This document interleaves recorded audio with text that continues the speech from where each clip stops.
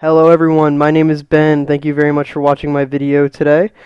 This is the first in a tutorial series designed for teachers and future educators to utilize technology in their secondary education classrooms.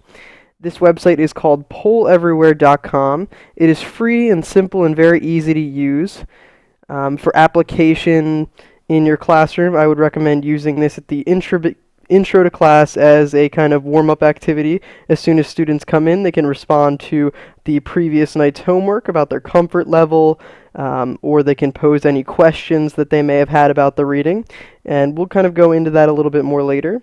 Alternatively, you could use it as a closing activity. Those are the two main ones I would use it for, more often than not. But let's get right into this. So if you didn't catch that, you can just go straight to polleverywhere.com, and then this big red button right on the homepage says create your first poll. We're going to go ahead and click on that. It actually has an introduction video you can watch designed by the site itself, so that's nice. But it comes up with this pop-up that says add a poll. So what is our poll going to be?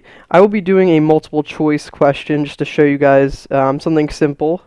How did you feel about the way Katniss reacted to Prim being chosen as a tribute for the Hunger Games?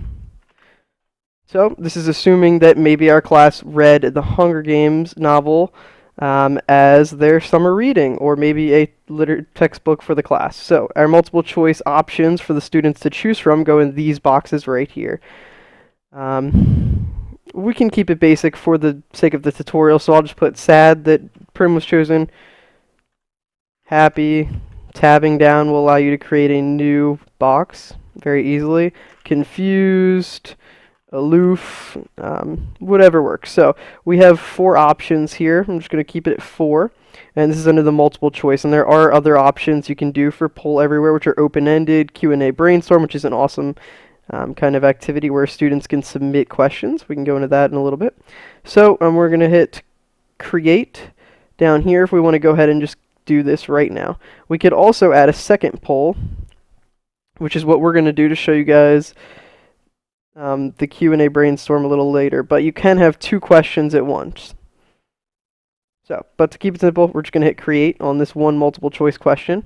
So now it brings you to this big screen. Only as a teacher, this is what it will look like. So we can see our options are here, and there's nobody that's voted yet, so this is kind of a blank graph. There's super easy instructions right here written on your screen.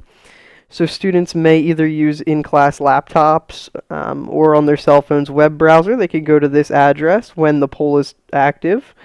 Alternatively, the more easier option for students in the classroom, if you're allowed to use your phones, is that they may text in Indigo Lawn 076 to this number right here once to join, and then again with their answer. So the first thing you need to do when you're ready to begin using this poll everywhere is you need to activate the poll. So on the right side here, you will see that there are 6 buttons. One's full screen mode. This is going to be clear poll results if you want to erase everything at the end of the thing. You can also lock the poll. So if it is a timed poll and you don't want students changing their answer or students coming in late to the classroom and submitting their poll, maybe use this as an attendance. You could lock it after the first 5 minutes of class by hitting this button right here, and then no one will be able to submit anything while that lock button is engaged. We could hide the chart if you do not want students to see the results right away. So right now, if we have hidden the chart, they can only see the 4 different answers, which is cool. And then but what we're going to need to do to activate the poll is we're going to hit this button right here. It says poll is not active right now, and we're going to click it, and it's going to be active. So now students will be able to respond either at this link right here, pollev.com/indigolawn076, or they can text in. So for the case of, in this instance, I'm going to just go ahead and text in, because I believe that is the most applicable thing for the classroom, as all students probably have phones with texting capabilities. So in just a moment, I'm sending Indigo Lawn 076 to the number 22333 to join. So I'm just sending that as one text message by itself. So it says on my phone, This may result in charges by sending a text message to this number. I will let you know. Polleverywhere does not charge your phone or your bill to send a text message to this website. So that is just a concern that will pop up on your phone. Don't worry about it. So now that I've joined the room, I can hit A, B, C, or D. So I'm going to go ahead and enter D as my answer, and we'll see what happens. Okay, I have sent in D, and as you can see, so now 100% of the students that have voted in this poll, just me, voted for D, which is awesome. And like I said over here, a cool feature is that you can hide the chart. So right now, students can't see any answers. We'll go into full screen mode. So yep, right now students are still selecting, and it says at the bottom, total results or one person has voted. And I'm going to go ahead and, at the end of the poll, I could lock it, and then I would show students the results. Overall, Polleverywhere is a really simple to use website. No sign up is required to get it to work, which makes it very convenient for on-the-fly teaching instruction. You may only have one poll open at a time if you are an unregistered user, essentially. So what we're going to do this time is we're going to ask a little bit of a more open-ended question. What did you think about the first chapter in The Hunger Games? Question mark. So this time, we're not going to do a multiple choice. We're going to do a open-ended response. And we're going to just choose, there's a lot of different options. You could do a cluster diagram, word cloud, text wall. We'll just keep it simple and go with text cloud for now, though.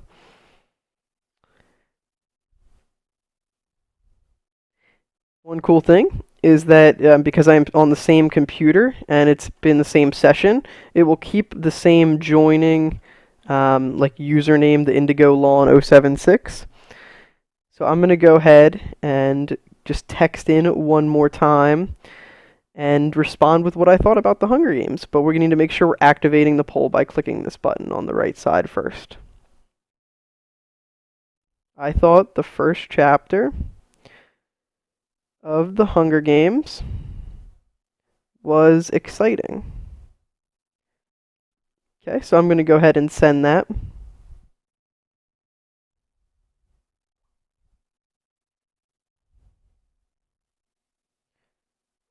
And as you can see, my response has come up. I thought the first chapter of The Hunger Games was exciting.